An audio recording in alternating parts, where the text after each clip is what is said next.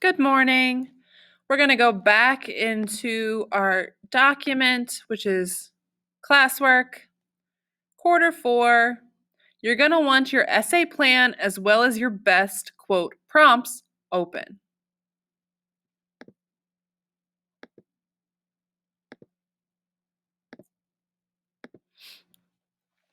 So yesterday we did location, both relative and absolute, and place, both human and physical. We're going to work today on movement. Now, you might be like, Miss Jace, how do you have this already down? You have so many imports and so many exports. Quick reminder, imports are what you bring into a society that you do not sell, so what you are buying. Exports are what you are making leave your country, so you are selling. They are exiting, entering. So, where we got this information was from our quotes. So, for Mesopotamia, we have types of imports. Mesopotamians traded textiles, leather goods, and jewelry. So, if they gave it away, it is an export. For Harappan semi-precious stones, copper, pearls, and ivory. That means they brought in copper, pearls, ivory, and semi-precious stones, and they sold or exited leather, textiles, and jewelry. Now, real quick, my Harappans, you're in Indus Valley. So I just told you, wink, wink, nudge, nudge, what you're exporting.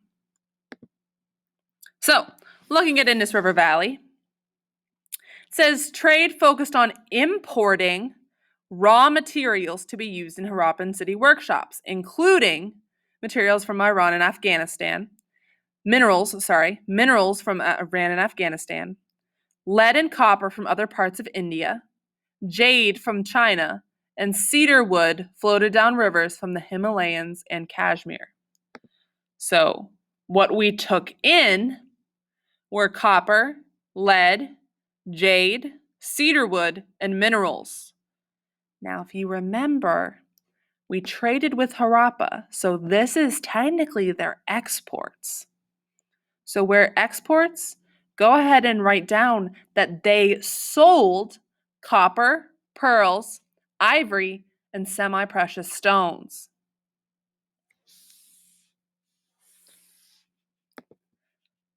For Egypt, the Cushites traded precious stones and metals with the Egyptians for grain, vegetable oils, wine, beer, linen, and other goods. So the Egyptians sold or gave away grain, vegetable oils, wine, beer, linen, and other goods, and they brought in or imported precious stones and metals. Precious stones and metals for imports, vegetable oils, wine, beer, grain, and linen for exports. If you need me to slow down, you can always pause the video. Now for China, I did not list any imports, so you would have to look them up. My suggestion is because China is a modern day country to look up ancient China when you are looking up their imports. So, groups of camels called caravans traveled west along the rest of Asia, carrying Chinese silk, tea, porcelain, and lacquered goods. So they were selling porcelain, tea, silk, and lacquered goods. Like I said, you're going to look up your imports.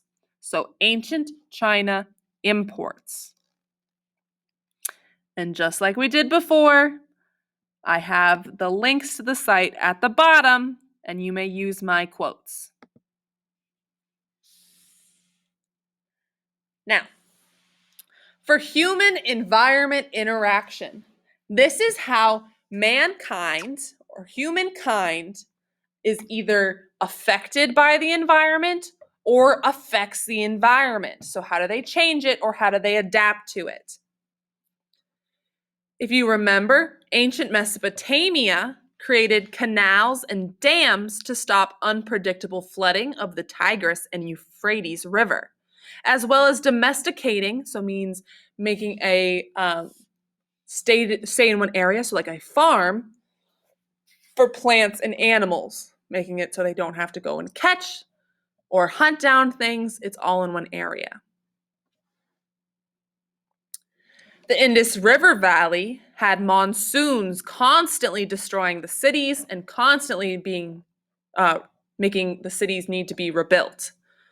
Whereas the citadels and cities were on higher ground to drain out the water from the monsoons.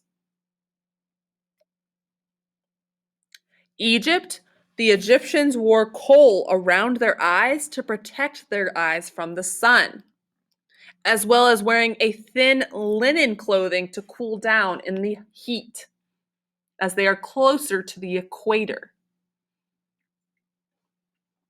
Lastly, China had a marshy land which led to a large rice supply and became their staple food, as well as China using the outside physical characteristics as protection from people around them, using the Himalayas, the mountains, the Gobi Desert, the Thar Desert.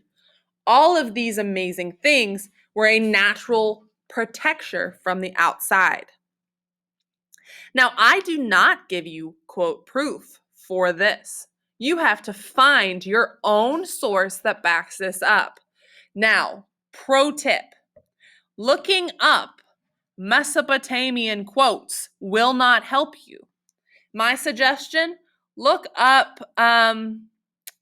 Mesopotamia unpredictable flooding or domesticated animals.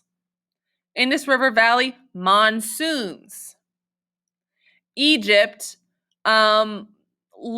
coal makeup.